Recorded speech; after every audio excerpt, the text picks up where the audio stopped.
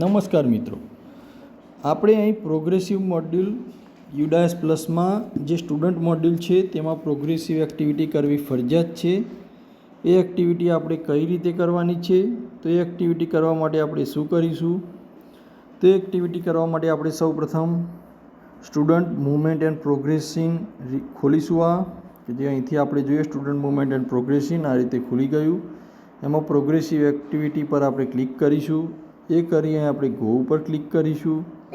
Go ઉપર જઈ અને આપણે પહેલાં ગઈ સાલ જે 8માના બાળકો હતા એ હવે આપણી સ્કૂલમાં નથી 9મામાં, તો દરેકને આપણે promoted examination left school with TC દરેક બાળકનું આ રીતે અપડેટ કરીશું. અપડેટ આપી અને આ રીતે એક બાળકનું નાખીએ આપણે અહીં એનું અપડેટ આપીએ અને એનું અપડેટ આપી દઈએ. આ રીતે દરેકનું કરી અને આપણે પછી નીચે ફાઇનલાઇઝ પર ક્લિક કરી દઈશું. એટલે આ ફાઇનલાઇઝ થઈ ગયું.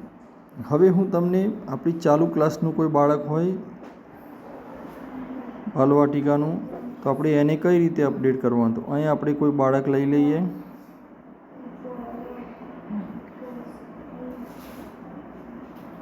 આ બાળક છે તો આને આપણે પ્રમોટેડ વિધાઉટ એક્ઝામિનેશન, બાલવાટિકાવાળા એક્ઝામિનેશન વગર પ્રમોટેડ કરેલા હતા એટલા માટે પ્રમોટેડ વિધાઉટ એક્ઝામિનેશન.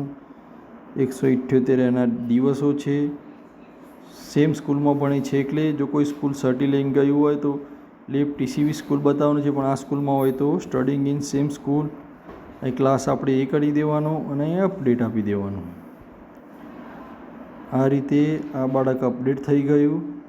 આ રીતે દરેક બાળકને આપણે અપડેટ કરી અને બધા બાળકો અપડેટ થઈ જાય એટલે ફાઇનલાઇઝ ઉપર ક્લિક કરી દેવાનું. જો બધા બાળકો અપડેટ નથી થતા ફાઇનલાઇઝ પર ક્લિક નહીં કરવાનું, પહેલાં બધા બાળકોને અપડેટ કરી દેવાના. આ રીતે દરેક ધોરણમાં ધોરણ વાઇઝ અપડેટ કરી અને ફાઇનલાઇઝ કરવાનું. ધોરણ વાઇઝ જો આપણે ફાઇનલાઇઝ કરીશું પછી જ આપણને આ બાળકો સ્કૂલ ડેશબોર્ડમાં દેખાશે. જો મેં 7મું ધોરણ ગઈ સાલનું અપડેટ કર્યું હતું તો અહીંયા 8મામાં બાળકો દેખાય છે. આ બધા 20 છોકરાઓ છે, 22 છોકરીઓ છે.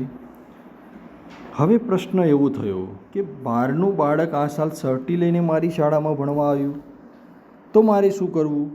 તો તમારે પ્રોગ્રેશન એક્ટિવિટીમાં જે શાળામાં ભણતું હતું એ શાળાવાળાને પ્રોગ્રેશન એક્ટિવિટી પહેલાં કમ્પ્લીટ કરશે. બહુ લેફ્ટ સ્કૂલ વિથ ટીસી બતાવશે, ત્યારે પછી તમે ઇમ્પોર્ટ મોડ્યુલમાં જશો.